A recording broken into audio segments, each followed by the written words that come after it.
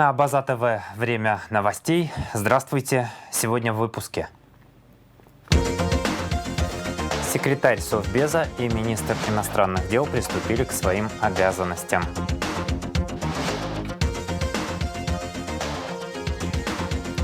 У нас нет обязательств, не обеспеченных источниками финансирования. Вице-премьер, министр энергетики и транспорта Джансух Нанба провел пресс-конференцию. Памяти Якуба Лакоба. 2 августа могло бы исполниться 75 лет известному абхазскому юристу, правозащитнику, видному общественному и политическому деятелю. Начнем с официальной информации. Указом президента Аслана Абжания подполковник Кучуберия Дмитрий Гаревич назначен председателем службы государственной безопасности Республики Абхазия. Кучуберия работает в органах государственной безопасности Абхазии с 2009 года. Состоялось заседание Совета безопасности под председательством президента Аслана Абжания. На заседании глава государства поблагодарил Сергея Шамба за проделанную работу и пожелал успехов в новой должности. Далее Аслан Абжания представил коллективу Совбеза Рауля Лоло. Президент пожелал ему успехов и нацелил на активную деятельность.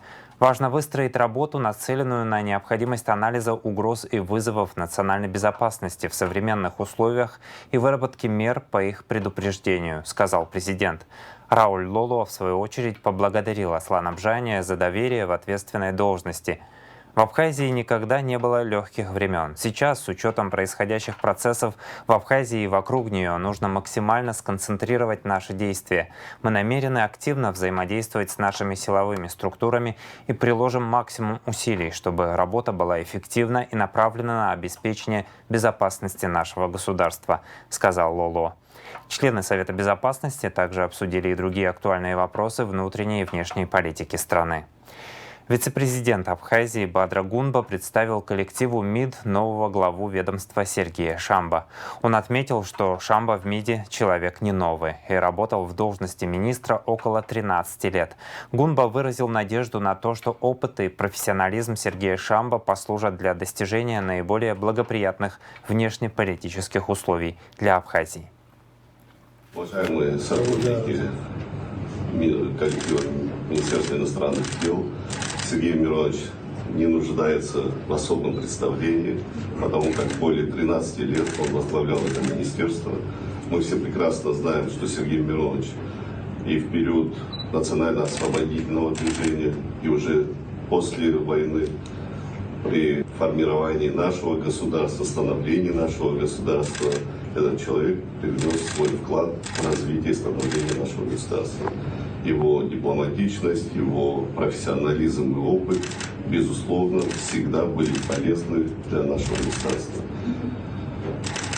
Я прошу Сергея Мироновича, с учетом тех вызовов и сложностей, которые сегодня, безусловно, сопровождают процессы в мире, в том числе и рядом с нашими границами, использовать ваш опыт, профессионализм для достижения наиболее благоприятных условий для нашей страны. Прошу любить и жаловать. Сергей Иванович, мы вас поздравляем.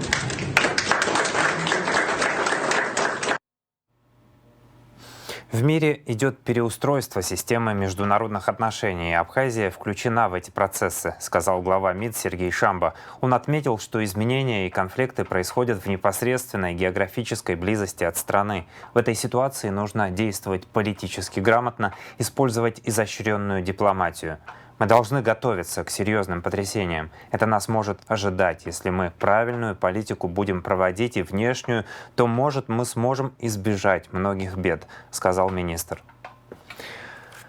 У нас нет обязательств, не обеспеченных источниками финансирования. Конец цитаты. Вице-премьер, министр энергетики и транспорта Джансух Нанба провел пресс-конференцию, где ответил на обвинения руководителя АНД Адгура Ардзенба в наличии задолженности перед российским инвестором на сумму более 200 миллионов рублей.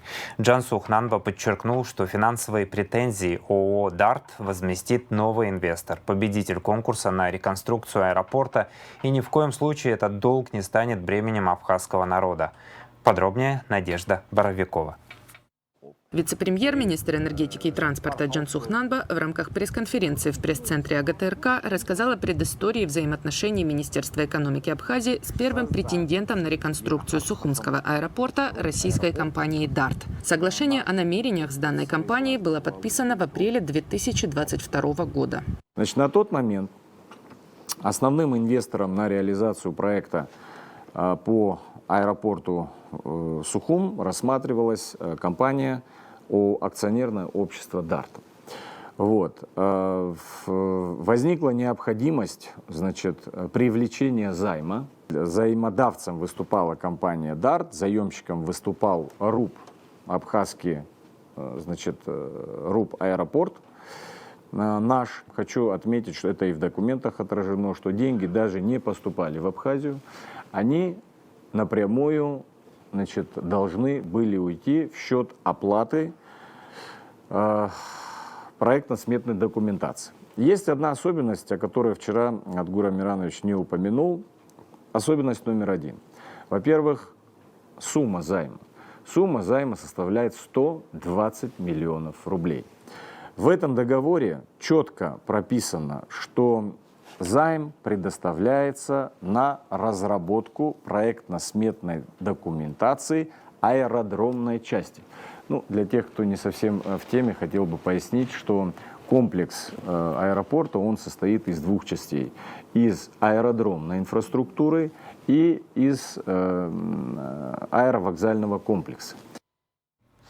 Полную версию репортажа с пресс-конференции Джансуха Нанба смотрите после выпуска новостей.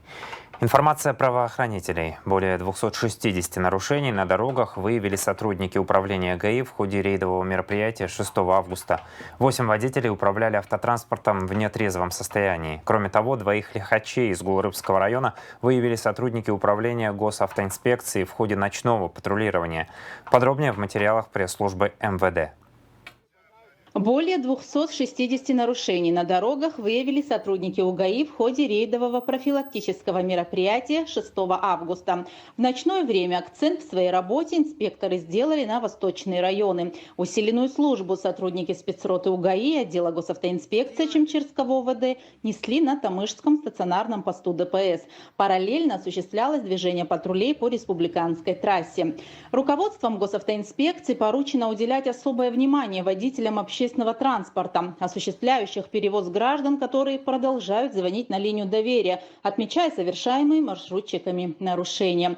Так зафиксированы факты грубого нарушения правил дорожного движения, в ходе которых груженные машины выезжают на встречную полосу, создавая аварийные ситуации. Кроме того, превышая скоростной режим, водители маршрутных такси нередко не справляются с рулевым управлением, что приводит к дорожно-транспортным происшествиям.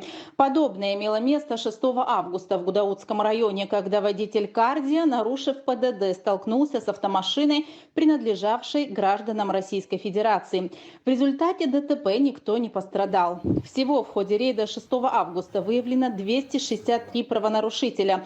Из них 8 управляли автотранспортом в нетрезвом состоянии. Все нетрезвые водители оштрафованы. Их транспортные средства поставлены на штрафстоянку сроком на 1 месяц.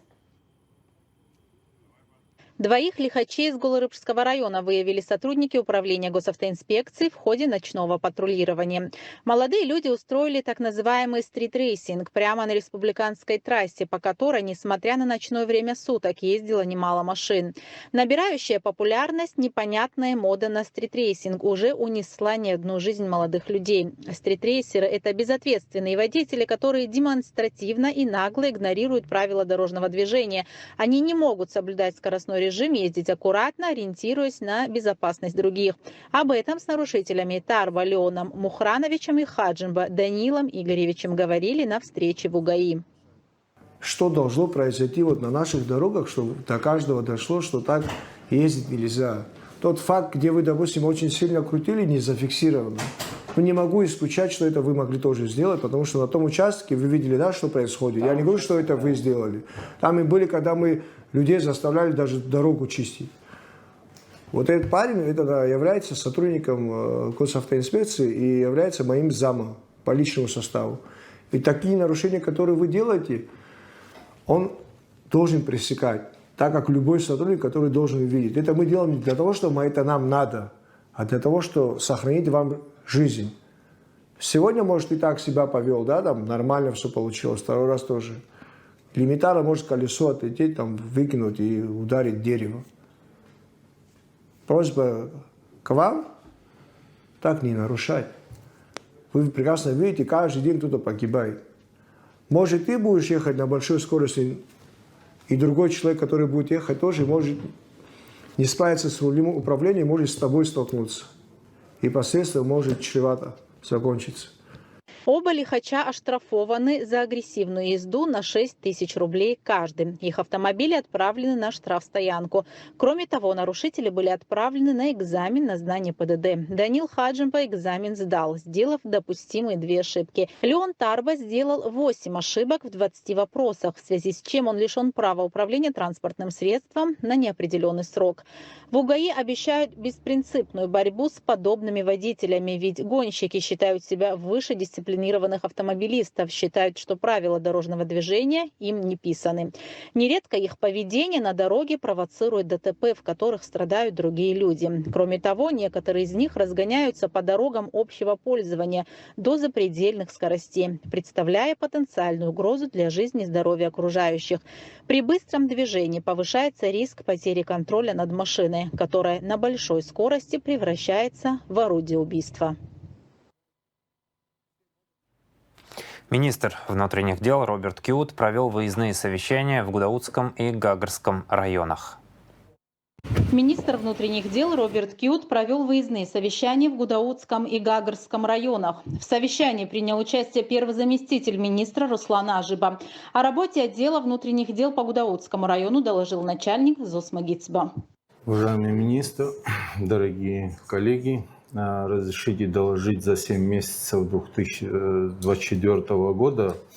Хочу отметить, что за данный период зарегистрировано в УВД по Гудаутскому району 52 преступления. Из них раскрыто 50. За аналогичный период прошлого года? За аналогичный у нас зарегистрировано 51, раскрыто 46. Ну, в этом году вот мы раскрыли 50. Из них... То есть, получается, у нас на одно преступление больше, но раскрываемость тоже так же больше? Так точно. В целом, общая раскрываемость преступлений общеуголовной направленности по району составила 96%. Отделом уголовного розыска за 7 месяцев 2024 года в УВД доставлено 416 человек. Из них привлечены к административной ответственности 82 человека. Задержаны по подозрению в совершении преступления 44 человека. Отпущены после установления личности 290. Также Гицба рассказал о работе ОГАИ. За 7 месяцев составлено 2960 протоколов. Из них 114 в состоянии алкогольного опьянения, те, которые были за рулем. Ну, 106 человек были лишены. И 8 человек это те, которые были бесправны. Сколько дорожно-транспортных происшествий на территории Гудаутского района? За 7 месяцев у нас 25, из которых погибло 10 человек. А в прошлом году у нас за 7 месяцев 26, погибли 15. Генерал-майор милиции Роберт Кьют поручил усилить работу в части борьбы с распространением наркотиков в районе. Первый замминистра Руслан Ажиба отметил хороший уровень работы личного состава в части борьбы с майнингом в районе, обозначив важность сохранения сложившейся тенденции. Далее руководители МВД смотрели ход ремонтных работ в изоляторе временного содержания при Гудаутском РОВД, после чего выездное совещание продолжилось в управлении внутренних дел по Гагарскому району. О статистике за 7 месяцев доложил начальник УВД Денис Айба. За 7 месяцев 2024 года зарегистрировано 86 преступлений. Из них раскрыто 71. Процент раскрываемости составил 82,6%. За аналогичный период прошлого года было зарегистрировано 70 преступлений. Из них раскрыто 63. Процент раскрываемости составил 90%. Из 86 зарегистрированных преступлений тяжких 40. Раскрыто 26. Процентная раскрываемость составила 65. За аналогичный период прошлого года было совершено 25 тяжких преступлений. Раскрыто 18, процент раскрываемости составил 72. Из общего количества зарегистрированных преступлений это убийство с покушением 3, кражи тайного хищения имущества 27, незаконное ношение и хранение оружия 7, незаконный оборот наркотических средств 15, ДТП со смертельным исходом 4, ДТП без смерти 16, тяжкие телесные повреждения 2, поджоги чужого имущества 3, прочие преступления 9. Грабеж за текущий период времени нет фактов, а за аналогичный период прошлого года было зафиксировано 3 факта, из которых было раскрыто 2.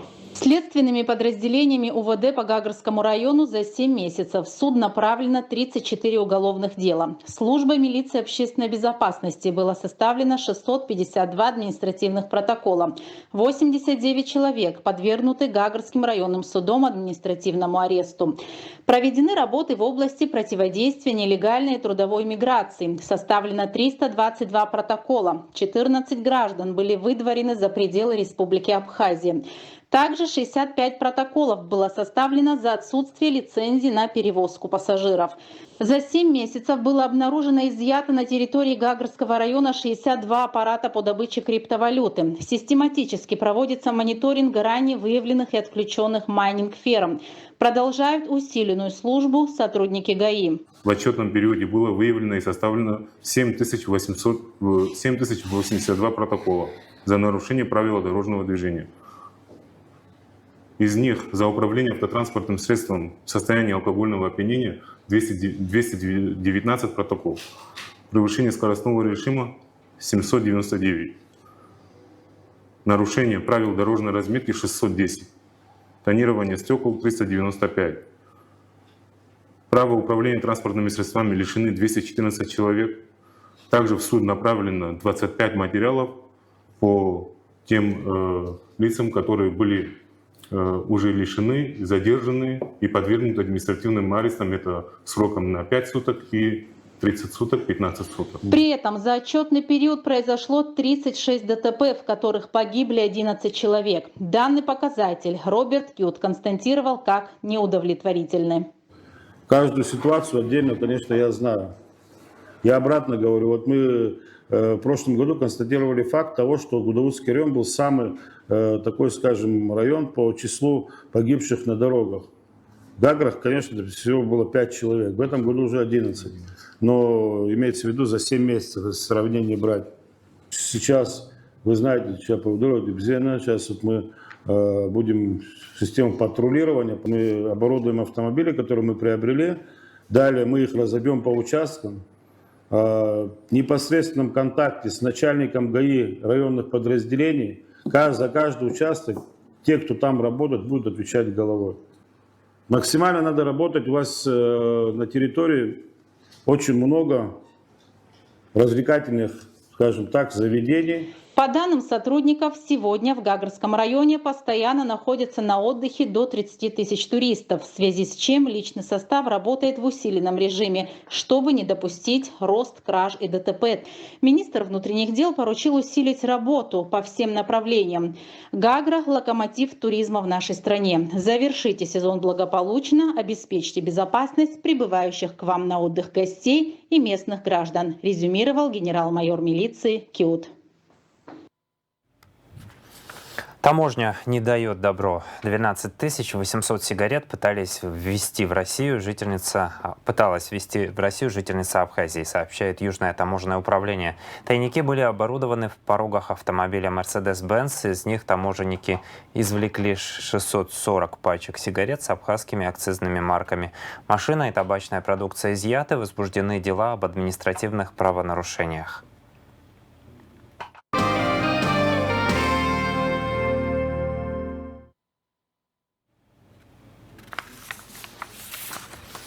Продолжается комплексное благоустройство Сухума. На очереди улицы Картозия, Керас и Чанба. Здесь очень было трудно даже ходить. Люди от того, что не могли ходить по тротуару, ходили по трассе. То есть это создавало проблему людям. Сегодня уже можно спокойно взять коляску и, то есть даже с ребенком прогуляться по тротуару. Можно смело сказать, что 60-70% уже выполнено. Планируем до 15 сентября закрыть, то есть обе улицы сдать. тротуар уложен. Маленький отрезочек остался, вот тут квадратов 10 и улица Киараз, то есть по правой стороне, как мы стоим сейчас, она будет уже готова. И левую тоже, да, Суэц перенесет столбы с тротуара чуть-чуть в ту сторону. Вот, ждем вот этот процесс и переходим на левую сторону. Большое, огромное спасибо. Люди здесь спотыкались. Вот это кто не поймет, он неблагодарный человек. И я могу смело сказать от всего лица нового района, что мы благодарны очень всем, кто, даже укладчикам, ну всем, кто нам создал, чтобы наших детей мы смогли на коляске катать по вот такой красивой дорожке. Спасибо огромное. К другим темам. Этот сбор сплотил жителей Абхазии. Более 19 миллионов рублей собрали в течение недели на лечение Фридоны Авицба, рассказала в эфире «Спутник» директор фонда Ашана Мактина Джинджолия. Все понимают, что помощь должна быть незамедлительная, каждая минута на счету. Это одна из причин сплоченности людей. Второе, ребенка знают многие. Ее мать Тая Возба, блогер, она многодетная мать, имеет 5 детей. Тая часто выкладывала детей в соцсетях, Фридона была любимицей публики, она часто выступала на сцене, участвовала в социальной рекламе, отметила Джинджолия. У 11-летней Фридоны острый лимфобластный лейкоз. Курсы химиотерапии и пересадка костного мозга в клинике в Израиле обойдутся в 25 миллионов рублей. О способах оказания помощи можно узнать в телеграм-канале фонда Ашана или на официальном сайте фонда. Репортаж Элеоноры Гилаян, посвященный истории Фридоны Авицба, смотрите в нашем эфире. Между тем, 12 августа в 19:00 в Абхазском государственном драматическом театре имени Самсона Чанба пройдет благотворительный концерт в поддержку подопечной КБФ Ашана Фридоны Авицба. В концерте примут участие молодые студенты, музыканты, выпускники Сухумского музыкального училища, студенты российских музыкальных вузов. 2 августа могло бы исполниться 75 лет известному абхазскому юристу, правозащитнику, видному общественному и политическому деятелю, кавалеру ордена Ахцепша 3-й степени Якубу Васильевичу Лакоба. Во время Отечественной войны народа Абхазии он работал заместителем председателя Комитета Общества Красного Креста Абхазии по внешним связям и праву, занимался доставкой оружия и медикаментов. К 75-летию Якуба Лакоба мы записали его друзей и сподвижников, которые вспоминают об этом человеке, гражданине и патриоте Абхазии. Слово Элеоноре Гилаян. Якуб Лакоба родился в Новом Афоне, окончил юридический факультет Московского государственного университета и стоял у истоков высшего юридического образования Абхазии. Лакоба был старшим преподавателем кафедры теории, истории, государственного и административного права юридического факультета Абхазского государственного университета. Часто рассказываю один момент, и личный такой. Время 1:30, учимся на Звамба-9. Тогда историко-юридический факультет располагался там, на 4-м этаже, где сейчас Минюст. У меня времени полчаса, я должен оттуда попасть на маяк, домой, мы на маяке жили, взять спортивную одежду, я был футболистом футбольной команды Амцабзагу, и попасть на стадион на Учхоз. Представляете, у меня полчаса времени.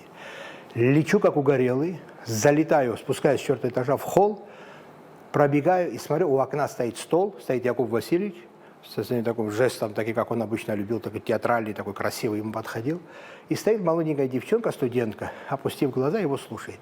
И он раз боковым зрением увидел меня, говорит: «О, Батумский Адзамба, иди сюда».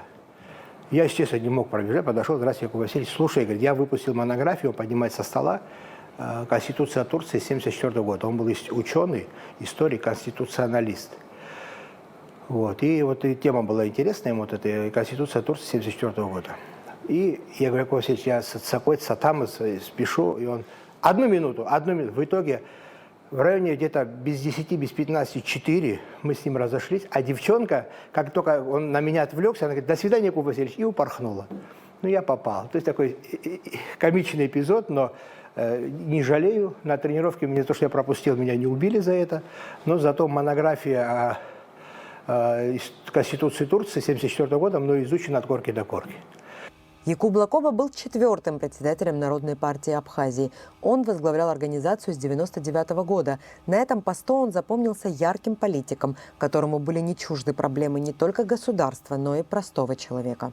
Можно было его назвать, что он выдающийся. Вот просто. Понятное дело, что на публике, публика его понимает, что да, он вот такой, как глыба, да, недоступный, да, скажем так. Такой тоже может быть. На самом деле он вообще не был прост. Такое может быть. Но, хотя даже это я говорю просто в том понимании, что он мог общаться с любыми. С любыми, так, независимо от того, там, я не знаю, какое-то положение социальное, там, в обществе, в политике и так далее. С любым. Для него, и даже многие даже, замечали типа такую странность, что это такое, он постоянно с теми, кто, понимаете, какими-то очень простыми людьми, совсем. Он мог найти людей, которым очень тяжело в жизни, и пригласить к себе, чтобы они жили у него. А мы же общество такое, что к таким вещам относимся как-то по-другому, как-то так. Зачем это нужно? Не так это нужно. Якуб Васильевич был ярким борцом за свою правду и, отстаивая свою точку зрения, был жестким, но справедливым. Он остался в памяти как человек, который готов был идти до последнего. За это и многое другое Якуба Лакоба знали и любили во всей стране. Это человек, который не занимал никакие должности. Когда-то был при президиуме Автономной Республики секретарем, потом преподавал в университете, а так он не занимал никакие должности. Он не был ни писателем, ни музыкантом, вроде и не научным работником, но вся Абхазия его знала. И самое интересное, он всю Абхазию хорошо знал. Неважно, это западная часть или восточная часть. Я однажды с ним приехал в Галах. Слушай, жители этой в очередь встали, чтобы расцеловать Якуба Лакоба. Вот так он был известен всем. Вы знаете, мне приходилось с ним, я же работал долгое время, иногда разные вопросы возникали, я иногда спорил, пытался кое-что, отстаивать, вроде он не прав. Несколько раз у меня были, и каждый раз проходит некоторое время, я понимал, что он был прав тогда. Якуб Лакоба был одним из самых эпатажных абхазских политиков. Каждое его выступление разбирали на афоризмы, многие выражения уходили в народ. В январе 2011 года в отношении Якуба Лакоба возбудили уголовное дело по обвинению в клевете. Политик был арестован фактически за критику власти. Это был единственный случай с политзаключенным в современной Абхазии. Впрочем, вскоре Якуба Лакоба освободили из МВД. Окна нет, стены рушатся, пол, правда, чистый, но надо ремонтировать все, понимаете? И там же и обслуживающий персонал, на каком подножном городе находится, и те, кто там сидят, и которых обслуживают, тоже. На это деньги надо... Хотя бы 50 миллионов рублей. Нет, 50 миллионов рублей, недостача, растрата, завышенные цены. Кто? Дадим 50 миллионов, слушайте. Они говорят, нет, нам не нужно 50, нам 20 достаточно, мы здесь все сделаем. Якуба Васильевича не стало 9 июля 2022 года. 2 августа 2024 ему бы исполнилось 75 лет. Элеонора Гилаян, Мариана Котова, Тимур Гогохия, Абаза ТВ.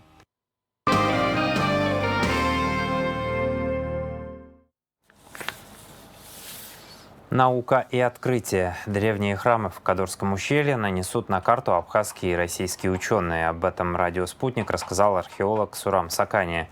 Мы направили бумаги с нашими именами в службу госбезопасности для получения разрешения на посещение Кадорского ущелья в течение 2 или 3 дней, а может и 1 недели, уточнил он. По словам Сакания, ученые планируют зафиксировать расположение этих храмов, подготовить их список и провести фотосъемку объектов. Сейчас о погоде.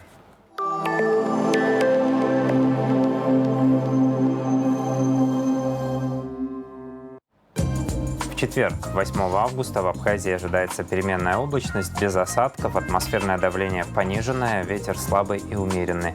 Температура воздуха ночью от 18 до 23, днем от 27 до 32 градусов.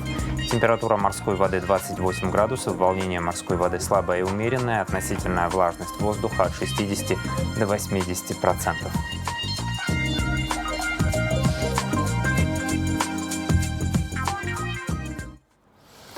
На этом выпуск завершен. Следите за развитием событий вместе с нами. До встречи в эфире.